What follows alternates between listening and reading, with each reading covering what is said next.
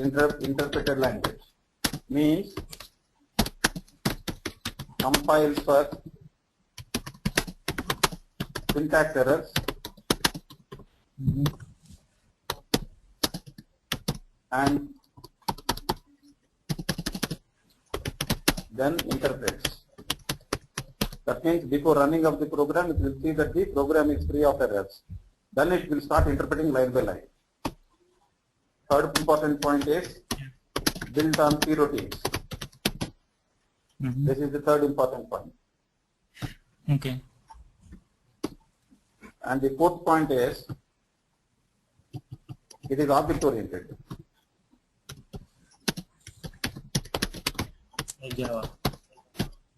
Like Java, .NET, etc. Remember, one important point I want to tell you.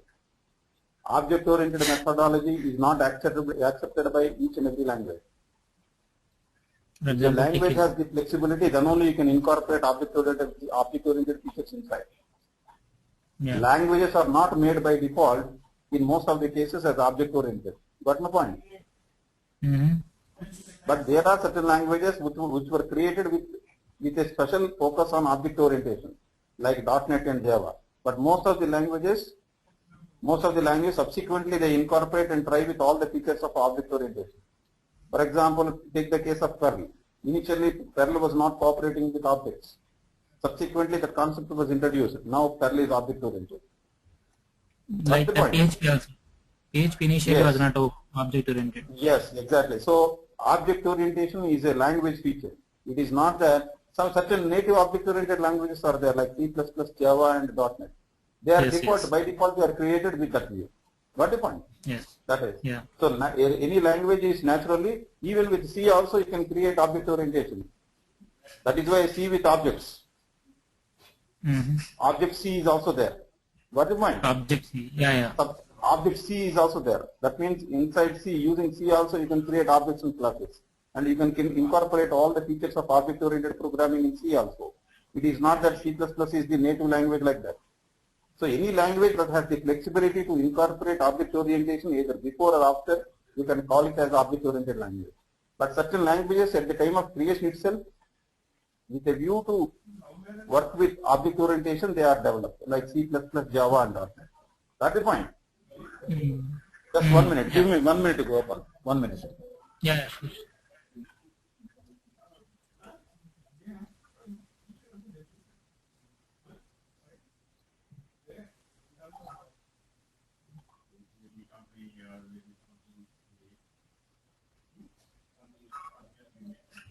Just go for the hear me?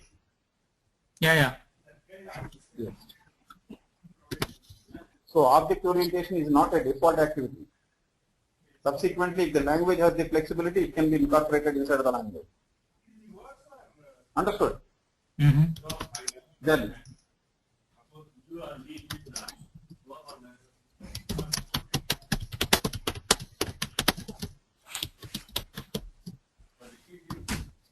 this is very important. Interfacing with other languages. Yeah. I think that is the good feature that Python is having, right? Sorry? That is a good feature Python is having. For example, if you want to interface Java with .NET. You have now. Most of the, because see, Python is built on C routines now. C is basically a language which can interface with other languages because it works with the system at the lowest level. As a result, because Python is built on C routines, even Perl is like that. You can incorporate other language programs inside Perl and you can run it. Even Tickle also? Even Tickle also. Can we call .C only programs one thing is from that, Tickle? Only one thing is that you should have a joint compiler. Joint compiler in the sense, suppose I am incorporating a Java module in Python. And if you are running, when you are running it, a Java interpreter must be present in order to run the JavaScript inside. Is it not? Yeah, true. Along with Python directly. Python code is run by Python interpreter. There are certain Java codes if they are available. So there should be a combination of Java with Python that can run both of the things there. So that means only while running of the program that makes the difference. That is why we need to run, we have to include Jython modules and we have to run Jython modules there. That's the point. To call Java programs? See, Java programs we are incorporating inside Python. So your Python script is having Java programs also. Now if you want to run the program, what happens? Your Python interpreter by default can run only Python code, not Java code. No, I got your point. So for example, let's say how to call Java code, Java file from Python. Just simple syntax. Yes, there is a methodology for that. Okay. There is a methodology of calling, there is a methodology of execution. You have to include the necessary modules associated with that. For example, databases. You have to include a database module and call all the database routines which are comprehensive with respect to Python. So that means there are special modules for each one of the languages that are being embedded as part of Python. So you have to include that module and then execute the statement. That's the point. Sure. Yeah, we will check them later then. You got my point? Yeah. For example, suppose in Python you want to call a C script. Calling is one thing. You want to embed the C code and you want to run it along with Python. So there are very many methods by which you can incorporate other language programs inside Python script and you can run. We'll see once the progress takes place. Exactly. You will see it later. I will show you. But at this stage, what I can say is that other language programs can be interfaced with using Python. For example, I can call SQL statements inside Python, by which I can incorporate, by which I can connect myself to Oracle database or any other database and insert data, retrieve data, sort data, whatever database operations are there, DML, DDL and other operations I can perform. I can directly call SQL statements inside Python. That's the point. Oh, okay. So yeah, that's good. Any language program, if you want to call from Python, that language module which is associated with Python has to be included in your script. Yeah, that's true. We have to import the proper packages, right? Exactly. You have to import the proper module and then you have to call the necessary routines to perform that. That's it. Yeah. It is as simple as that. That is about interfacing with other languages. Then another important thing is it is free and open.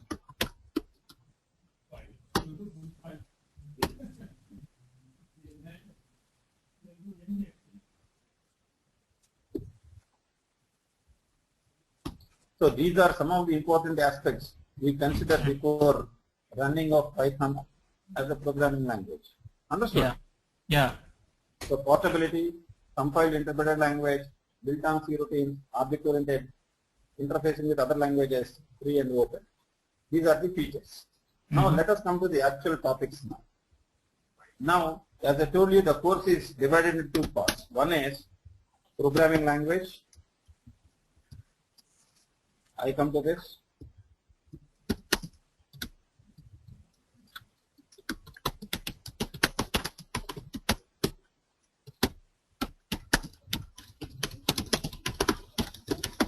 Right?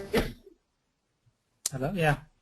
So the course is divided into two parts, programming in Python, which you have to learn. Some of the basic features and advanced features you have to learn before you get into network automation. So that is why first part we have to cover before we move on to second part. We want to cover the first part at the earliest. Sure. Because more focus we want to give in network automation. Okay? Yeah. Now I am starting with the first chapter, that is fundamentals. Because you know some of the things. First thing is I am starting with the data types. So what are data types? We have 5 types of data. Char, string, array. First one is number. Second one is string. Third one is tuple. Fourth one is list. Fifth one is dictionary. These are the 5 types of data. Numbers, strings, tuple, list, dictionary. Got the point? What is numbers? Yeah. Any numeric type. Any type. Numbers means? Yeah. Again, numbers are classified into 3 categories.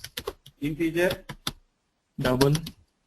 float, and complex. Integer means any integer. In C's perspective, it is long integer, either positive or negative. 1 second, 1 second. Give me 1 second. Yeah, sure.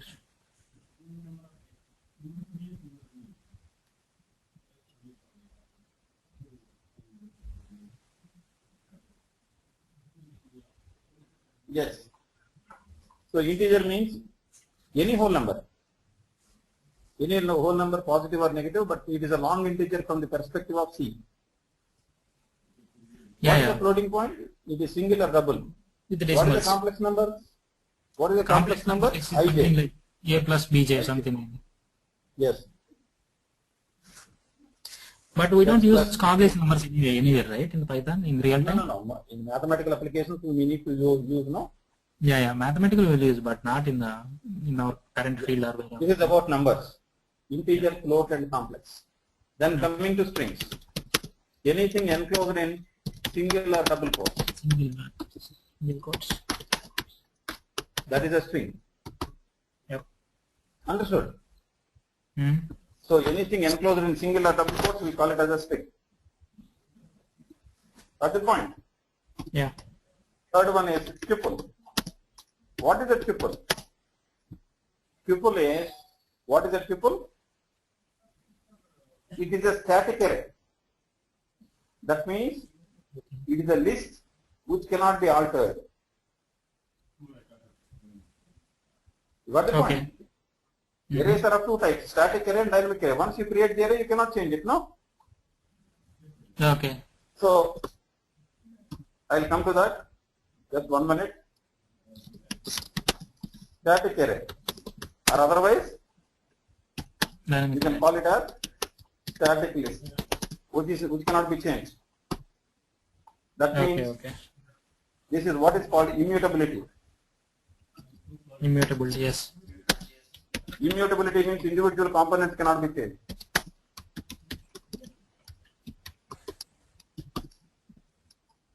What is about list?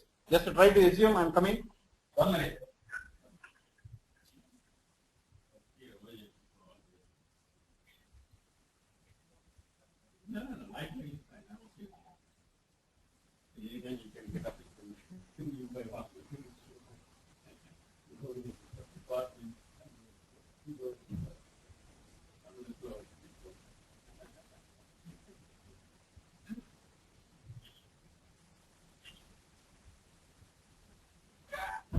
Yeah, go for tell me.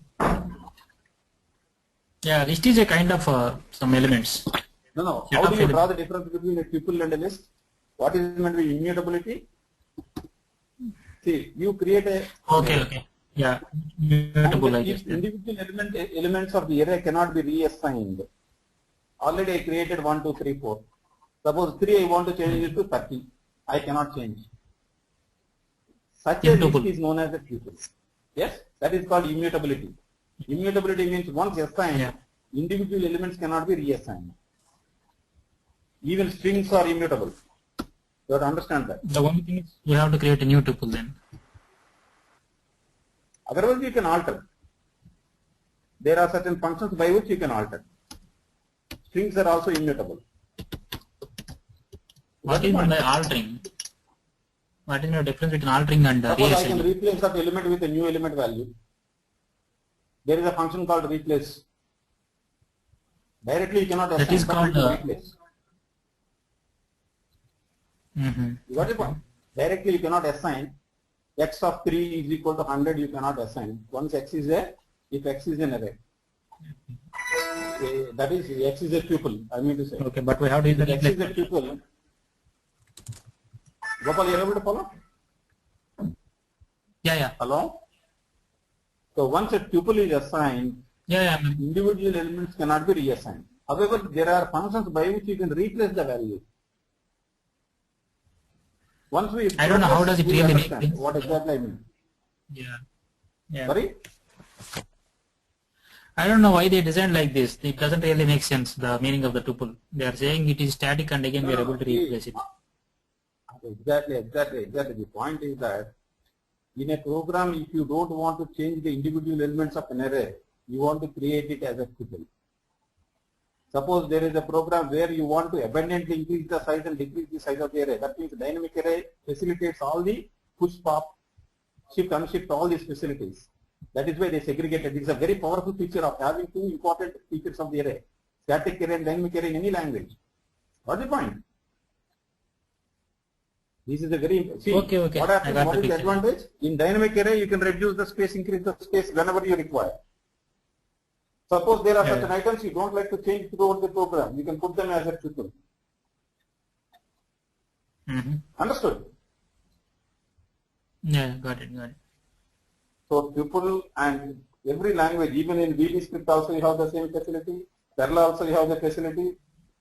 Everywhere. You got the point? Okay. Yeah. So tuple is an immutable list. That's it. Then what is about a list? List is nothing but dynamic array. Yeah.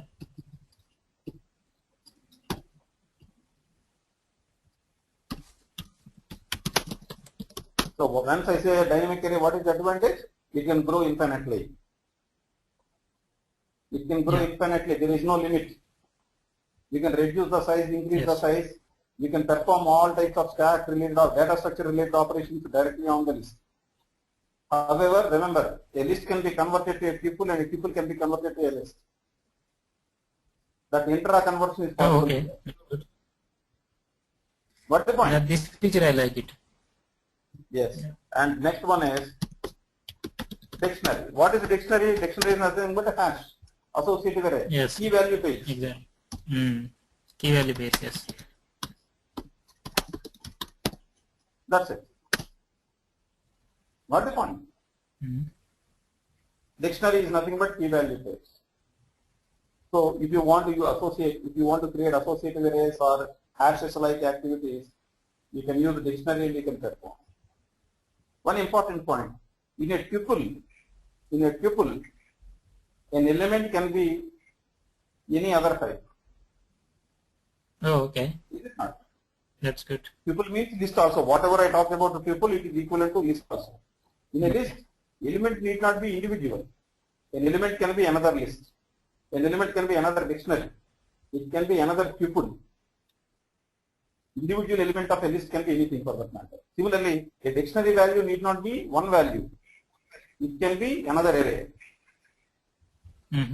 What's the point? A data type can be anything of the elements. Yes, in both. data item can be, see, it need not be x is equal to 1, 2, 3, 4 like that. X can be, first element itself is an array, second element can be a tuple, third element can be a dictionary, fourth element can be a number, fifth element can be a string like that. Yeah. So element can be of any data type. These are the first important things. So 5 types of data are there: numbers, strings, tuple, list, and dictionary. That point is clear? Yeah.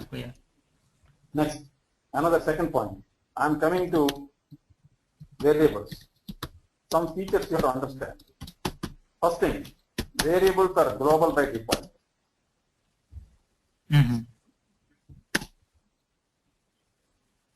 Local variables is very difficult to Identify. understand. There is the concept of local variable is a very difficult thing as far as Python is concerned. Okay. So once a variable is created, what happens? The scope of the variable is available throughout the program. Yes. Then how do you create local variables? There is a separate concept by which we create local variables. So by default, variables are global. Understood? If it is global, how the garbage cleaning works here? Garbage collection. You can delete it whenever you don't want it. It consumes more memory, right? If it is by default global. See, suppose if you say x is equal to 1, 2, 3, subsequently you don't want x, you can delete it. There is a function for deletion of any variable. Yeah, I mean, remove the variable associated with its memory also. Okay. That's the point. Okay. Yeah. So variables are global by default. That is the first thing. But local variables you can declare as a special case. That is a different entity. We will see subsequently. Second thing, variables need not be declared. Okay. Prior to their usage. Okay. So there is no need for declaration of variables. Okay. Variables are created only the value is assigned. When the assignment takes place. If I say x is equal to 123, then automatically X is created, 123 is stored inside. You can see the data type of X as integer type then. If you say X is equal to 123.45, it becomes automatically a floating point. Understood? Yeah. Depending on the value you assign to the variable is created, its data type is set. Understood? Mm-hmm. So, variables are global, variables need not be declared. Only assignment of the variable will allow the variable to be created. That is number 2 point. Number 3, variables are case sensitive. What do you mean by case sensitivity? Lowercase and uppercase have different meaning. Okay. Lowercase naming and uppercase naming have a different sense as far as the variable name is concerned. Small ABC carries one value, whereas capital ABC will carry another value. It's not case sensitive in Tickle, right? No, most of the languages it is case sensitive one. Mm-hmm. See, what happens, any software that is available by default in Unix, it will be case sensitive only.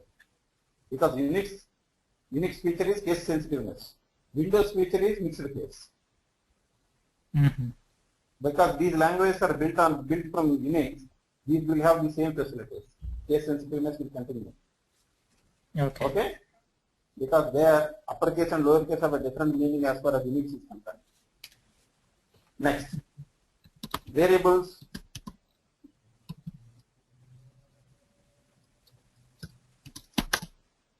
Variables carry an undefined value when basing on the value that is stored, it becomes that type.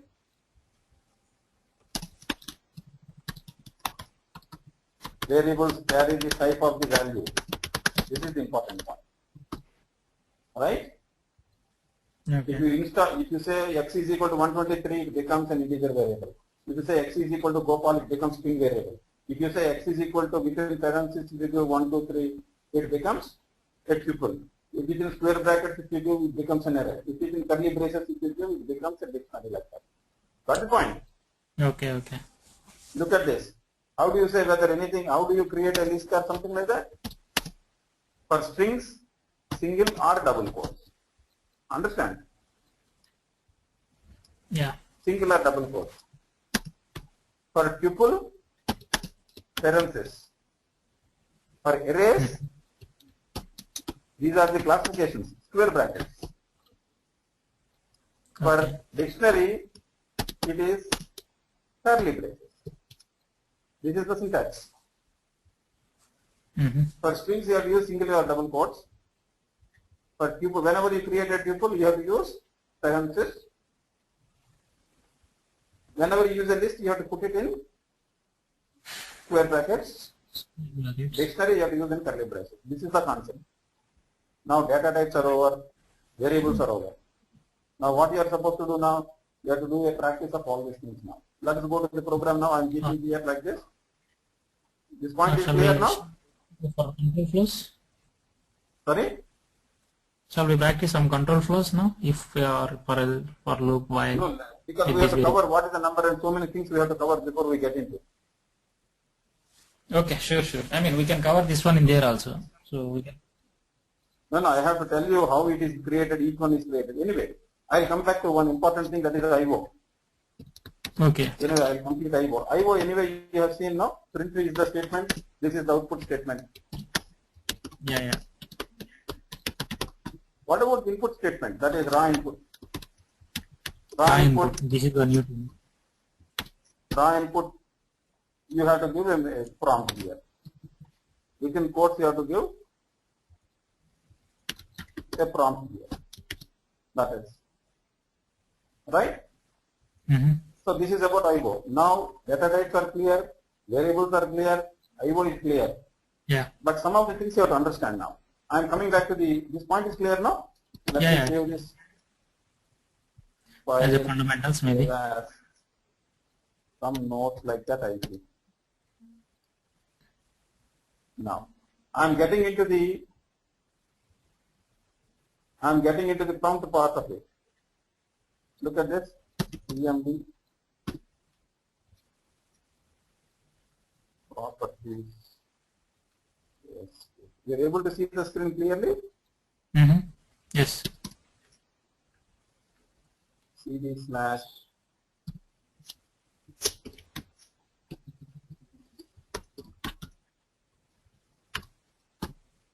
so I'm getting into the interpreter mode now. Okay? Now, Yeah. if I say x is equal to 123, this is integer. That means it is a number type, but within the number it is integer type. If you say x here, you can see 123 coming up. You need not say print x. Print is not associated here. In interpreted level, there is no need for print statement. Simply you can say x, you will get the result. Right? Okay. Now, if I say type of x, it is showing it as integer. X is equal to 123.456. Now, if I say x, if I say type of x, that is float. That's the point. Go follow. Yeah. Hello. You're able to follow? Yeah, I'm able to follow. So there is no need for declaration, direct assignment only. Okay. Delete x. I'm removing x from the scene. Okay. There is no x defined now. Creating a variable, knowing the type of the variable, removing the variable from the scene. What is the point? Yeah. Understood? Yeah. We can do that. Now, I can say like this, 2 plus 3j. This is a complex number. I can assign values like this also. Now, x is equal to 123 I give. I can say like this, y is equal to float of x. Float is a function that converts into floating point. Okay. Inter data type conversion I am talking about. Suppose if you say y is equal to 123.456. If I say x is equal to int of x, int of y. Int means integer. If I say x now, I will get 123 only. The integer portion of it only. Got the point? Now x is equal to, I am giving like this, 1 plus 2j. Now x is equal to this. If I say what is the type of x, what happens? It is a complex number. It is a complex number. Understood? In a complex number, you will have two items, real portion and imaginary portion. If you say real, you will get 1.0. If you say imaginary, you will get 2.0 like that. So basically x is an object.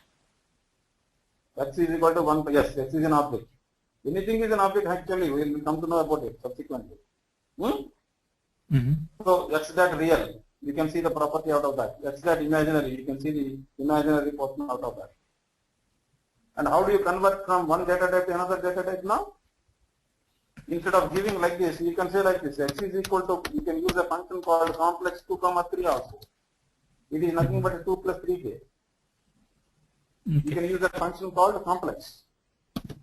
Understood? Okay. That means you can directly assign the value, otherwise you can use functions like int, float and complex to convert from one data type to another data type like that. This point is clear? Yeah, it's clear. Suppose I give like this.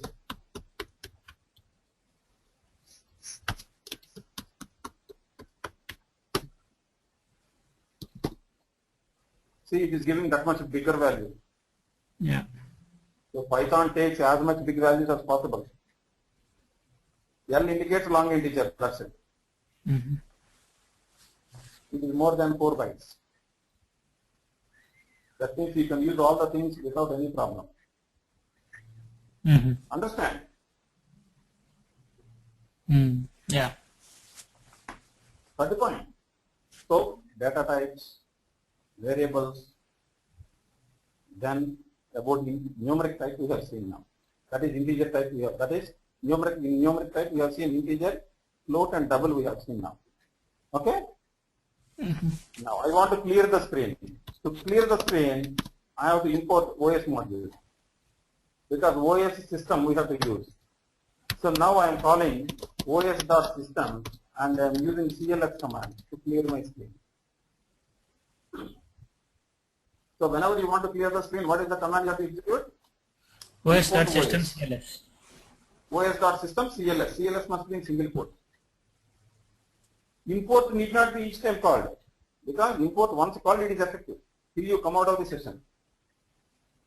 Only os.system you have from there, and when you want you can use os.system cls like that.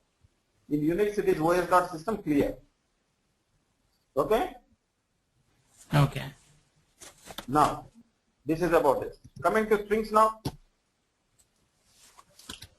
Gopal. This is a string. I'll do like this. This is a string. Look at this. X plus.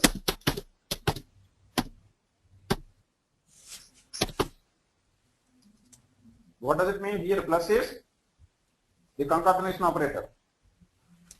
Yeah. Plus is the concatenation operator. X is equal to Gopal. Gopal I have enclosed in single quotes. Y is equal to Prasad, I enclosed in double quotes. But I use the plus to combine all these things. So X plus space plus Y. Look at this. And that is equal to, it is beginning like this. So first thing is anything that is enclosed in a single quote or double quote, that is a string. Second important point is string concatenation or concatenation is performed using plus. Understood? Yeah. Any doubts? No. Next. Suppose I want to refer to the individual element. Look at this. If I say x of 0,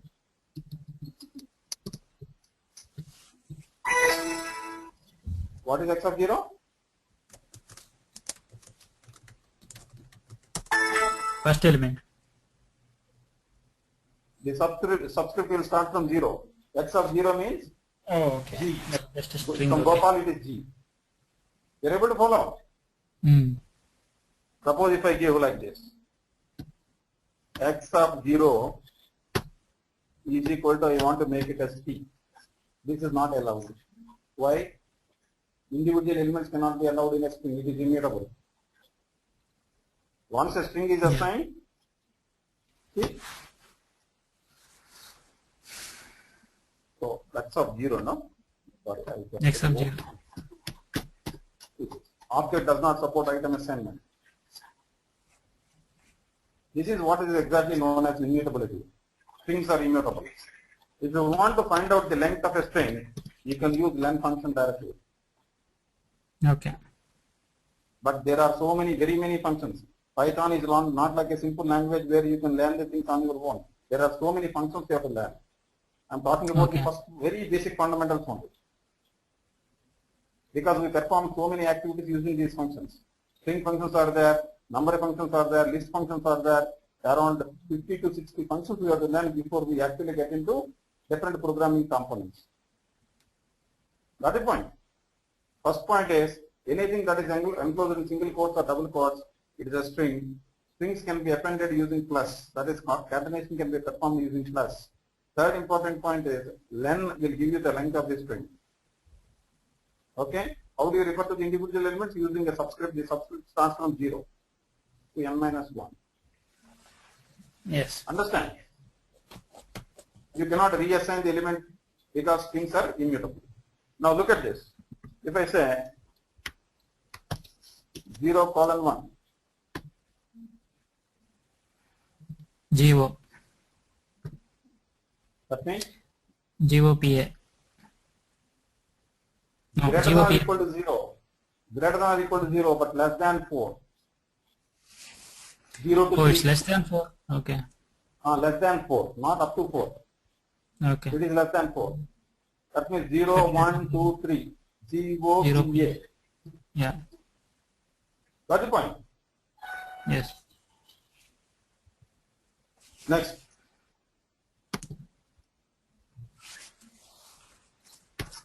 This is called a negative subscripting from the end of the string. From the end of the screen, right? Suppose if I say like this, 2 colon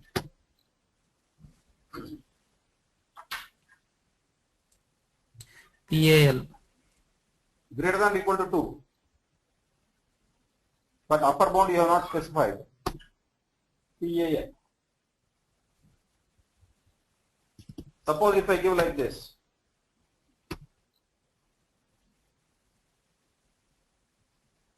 zero, nothing will return. huh? It will return nothing. Look at this, less than 4. Oh, okay. Less than 4, that means 0, 1, 2, 3. That's the point. Look at this. This again we will revisit subsequently.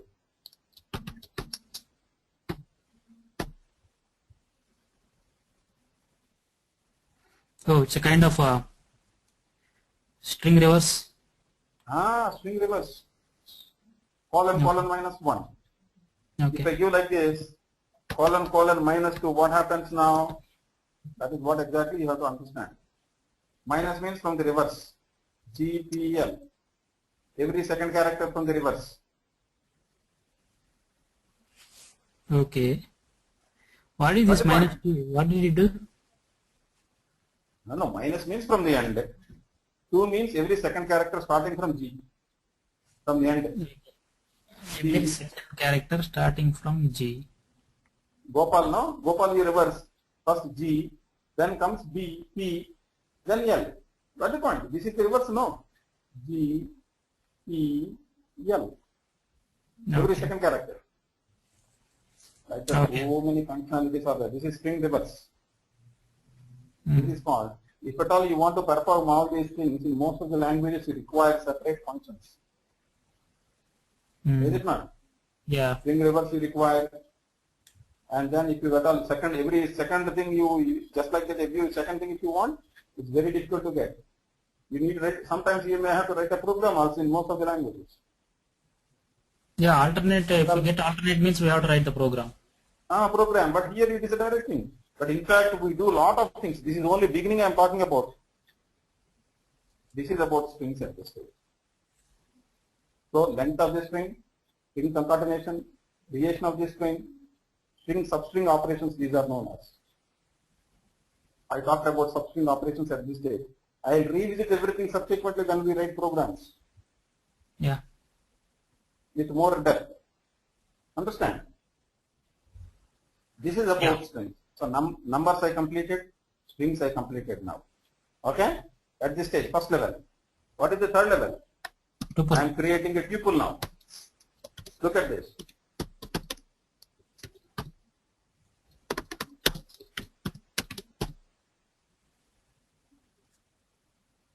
That is a tuple. Why it is the moment I say tuple, individual elements cannot be reassigned. If I say x of 0 is equal to, if I say g something like that, tuple object does not support item assignment. But if you want to find out the length, you can say len of x. If at all you want to individually see, you can say x of 0. Same substring operations you can perform. All the things, whatever you do, you are doing with substrings, you can perform all this. Understand? Yeah. Gopal, is there any confusion or you are able to follow now? I am able to follow, no confusion. Right. So anything that is enclosed in single, anything that is enclosed in parenthesis is a tuple. Tuple in a sense, it is a static array. Individual elements cannot be changed. That is why item assignment it is not accepted. Okay? How do you refer to the individual elements? Using subscript. Whatever substring operations are there, similar type of operations are allowed in tuple also. Okay? So now os.system. Yes. Now I am getting into like this. What does it mean? This is an array. Array. if you say it is shows as a list. Now the advantage is, suppose if I say x of 0 is equal to 100, it accepts. Yeah. Why? Because item assignment is allowed. Yes. Lists are mutable, whereas tuples are immutable. I think we mostly use lists only, I guess, right? We don't use tuple that much. Don't say like that. In programming languages, everything is used from time to time. Okay. I tell you, we are in the very, see, what you read from Google or some books, it is not subject. But once you start writing the programs, you come to know what exactly is the subject, why people prefer Python. Okay. See, Yeah. the extent of code you can write, everything you can see now. Mm-hmm. Even network automation also, how normally, how do you do and how we normally do here, everything you can see.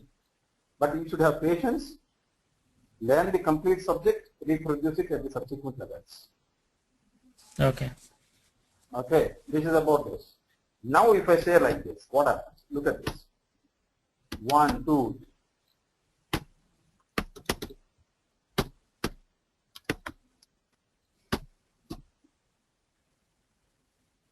It's a two-dimensional array.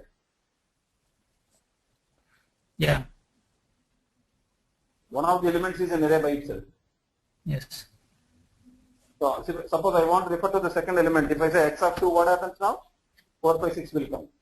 Yeah. But if I say x of 2, 1,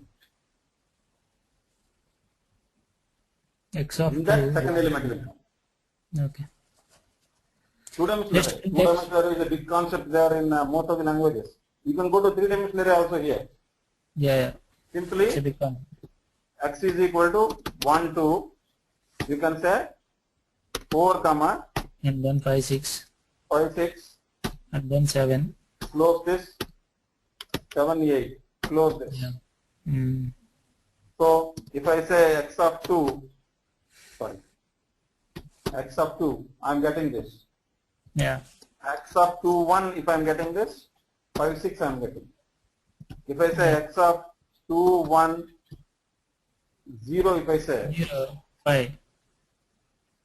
three-dimensional array is so difficult in most of the languages to create. Is it not?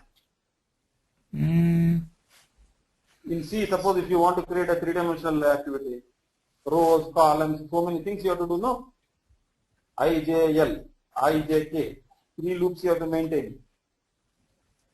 Creation Right. itself will take, Okay. but referring to individual elements is a difficult task. It is a direct entry here. But here also we may need I and J, I think, if you are looping through something. That is anyway needed, I guess. No. While printing you may require, but referring to the individual elements directly I am able to refer to, no? Yeah.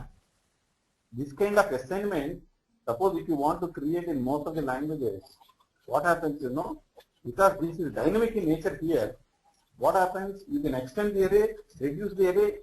That means flexibility of creation as well as manipulation is more prominent in Python than most of the languages. That is what I want to tell you. Okay. See, suppose if you want to refer to the third element, simply you are using square brackets and you are referring. How do you do the same thing in Java or .NET? Tell me. We can do same thing by referring the elements in the list, right, in .NET. No. How do you create the array? Because most of the languages like C or something like that, certain languages do not allow you to create. C may be accepting it, but most of the languages do not. Scripting languages in particular, they won't allow beyond two-dimensional array. I don't think we can directly define the multi-dimensional array, I guess. In right. That is what exactly I want to concentrate. Okay? Yeah. This is about this. Tuple can be converted. Suppose if I say type of x. X is list now. Suppose if at all I want to convert it into a tuple, I can say y is equal to tuple of x. Now if I say y, see it is coming in parentheses. Look at this. Yes. So similarly, y is a tuple now. I can say z is equal to list of y. Using list function, I can convert it to a list. Using a tuple function, I can convert it to a tuple. This is the important point. Again, the element 5 and 6 is still list, right? If we even convert it to tuple. It will be as it is only. Yeah, as it is, Then right? if you want to But change that element, yes, if you want to change that element concept, you have to take that element and then convert it into some other. Yeah. Otherwise, a list can be converted to a triple and triple can be converted to a list line. Yeah. This is about list. Now, let us come to the next one. That is called dictionary. Z is equal to, within curly braces, I will say 1 colon, I will say ABC, comma, 2 colon, I will say EQR.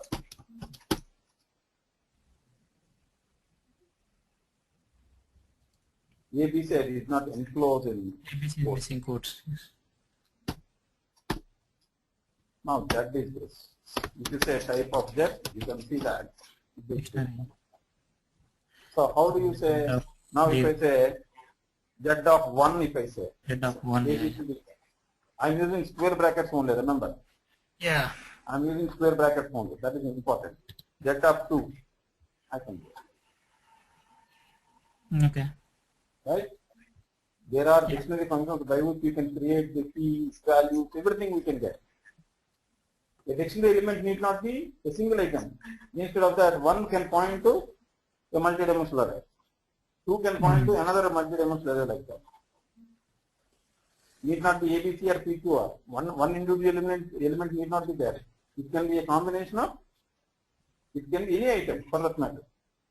The key can point to any item. Need not be one value. Understood? Yep. So 1 colon, you can write a 2-dimensional array. So whenever you refer to 1, you are referring to the 2-dimensional array. Suppose if I say del, if I say like this, del Z of 1, and if I say Z now, Z of 1 means key 1 is removed. 1 is the key, it is not the number here. You write the name of the key only. Z of 1 means what is happening?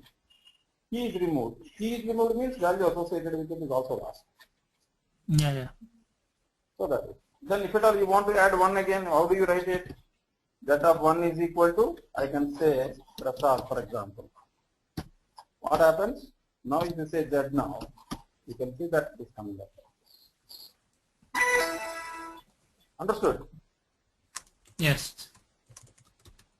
So that means elements can be added, elements can be added and elements can be deleted as and when we require. These are the 5 basic data types. Now, one important point we have to understand. Then we will write one program and then look at this. Suppose if you want to directly give the values you are giving x is equal to 1, 2, 3 like. Suppose if you want to accept the value from the keyboard, you have to use the raw input function. Along with raw, enter a value. So what is happening? It comes like Enter a value there. x is equal to raw input, enter a value. Enter a value is the prompt. Prompt you have to give. Suppose if you give a value now, x holds that value. But look at the type of x now. It is taking as a string. Why? Anything that is entered from the keyboard is a string. Okay. So if at all you want to convert it as a number, you have to use int function. Yeah. Float, you have to use a float function. So that is why what we normally write, x is equal to int of raw input of value 1. If I say 123 here now, if I say type of x,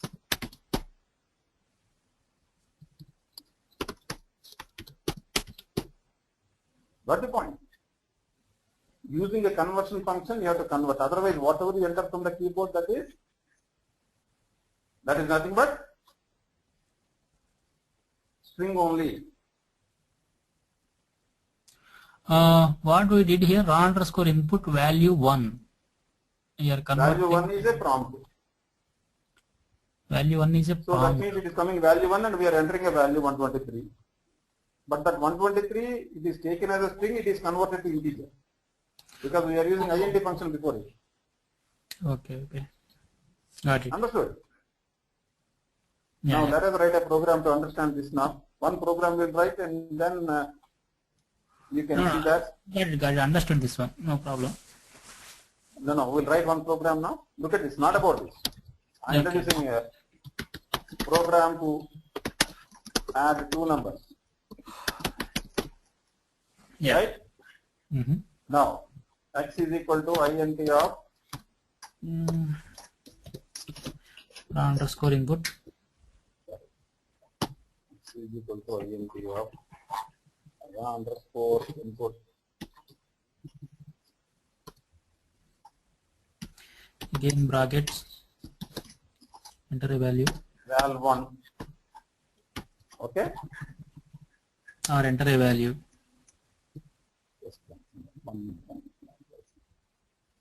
Val1. Y equal to of input value 2. Value 2. Now that is equal to x plus y. X plus y. Now you want to set print data. Print You can say print data or simply set print data. After Simply that you have to print. use raw input here because Screen will get worse. moves out. No? We keep open system.console in .NET. So let us save this as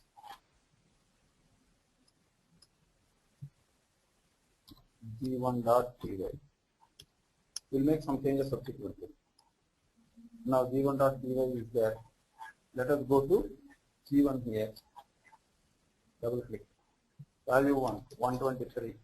Value 2, 456. 570. What the point? Yeah. So now, look at this.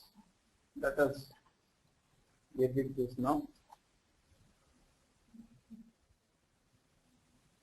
Not let me edit like this.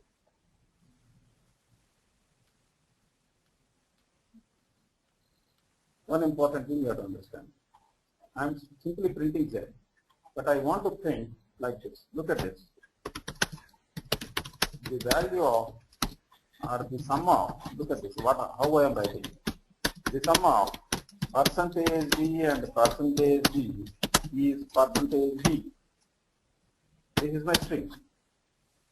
I am using conversion operators while printing. Percentage D is for integers. Percentage F for floating point numbers. Understood? Yeah. I remember this in Java.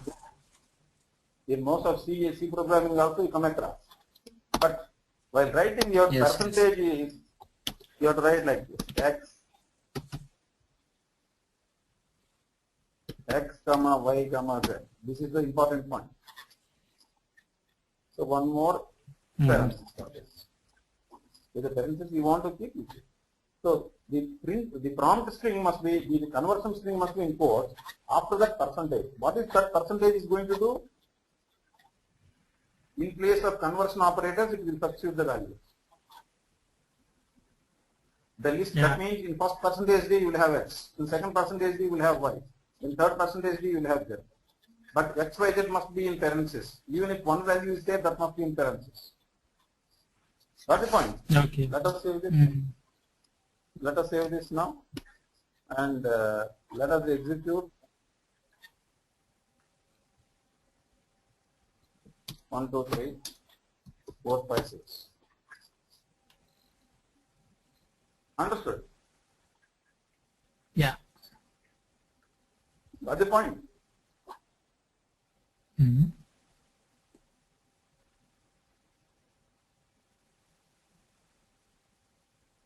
So coming to this is the foundation now. The first part of the discussion now. Right? The first part of discussion, instead of percentage D, if you use percentage F, what happens?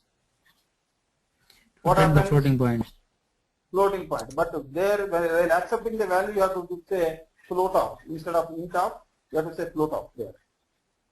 Okay. Okay? Because you want to convert it to floating point and you want to add. You can use percentages also. That means you can use 0.2f like that. After decimal point, if you want only 2 points to be, you got my point? Look at this. I will get into the, look at this. I am writing a separate, I will say like this. Instead of print, I will say float. Here also instead of int I will say float. Here what I will say? Where is F?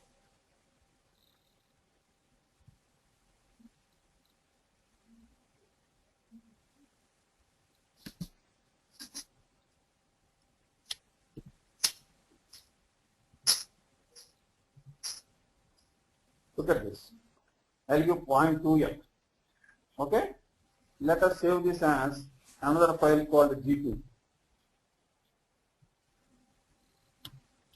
G2.py. Save this.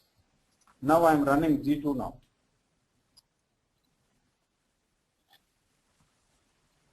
I'll give like this 123.789, then 23.8889. So what is happening now? By default it is taking 6 digits. But while rounding off is done using 0.2. That's the point. 2 digits, yeah. Yeah. So this is how we perform at this stage. Now I completed the first chapter in Python. This is the foundation chapter. I will be sending you PPTs regarding this. Yeah. Please send me the PPTs or like course content so that I will expect what's going in the next class, something like that if you have something. Yes. And I was told that the next class is on Tuesday. No, it should be on Monday evening for me. Like yeah, it's for Tuesday, you're right. Right. Yeah, exactly. So there is no class for Saturday and Sunday for you. That's what they told me, yeah. Okay. I don't know why, whether you are not available. No, I am available, but those people are not available. I was told that. Oh, okay. No, I am available on Saturday and Sunday. We can cover 2 more topics and we can go up to control flow statements. Exactly. Even I am okay. I don't know why they said like that. I will talk to Mayank. No, Is there Amit? In such a case,